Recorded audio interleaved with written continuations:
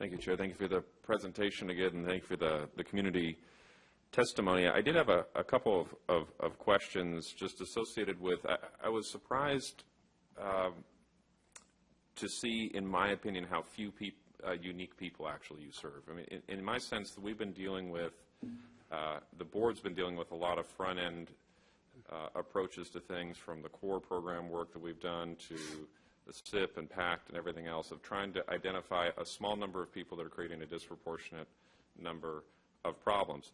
689 unique individuals.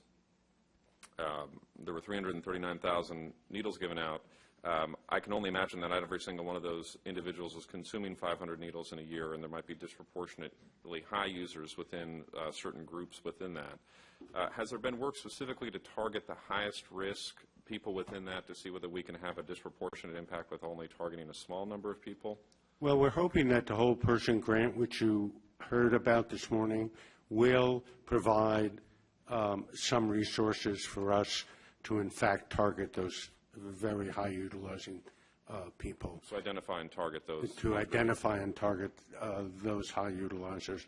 That's one of the objectives of the whole person grant. I don't know if you have anything more to say about that.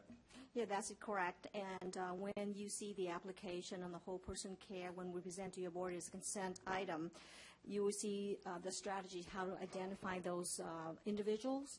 And we actually had a leadership team meeting to discuss to make SSP clients #1 priority target population under the whole person care. Well, thank you for that. I appreciate the recommendations and the improvement in recommendations over time since I've been on the board. On the first encounter medical exception, it's a really de minimis number. So I wanted to make sure, I mean, we're talking maybe 2.5% of the populace that you're serving. So to me, it strikes me that you already have an approach in your mind, right, of the best way to address this population, and you're targeting this group because it's probably a manageable number. But I think that what you should be bringing forward moving forward then is a way to scale what that approach is so that the root causes, as Supervisor Coonerty is speaking of, are addressed. I mean, I'm reading between the lines that you have a thought process on how to address this issue. But I think that there needs to be a way to address the problem on a grander scale.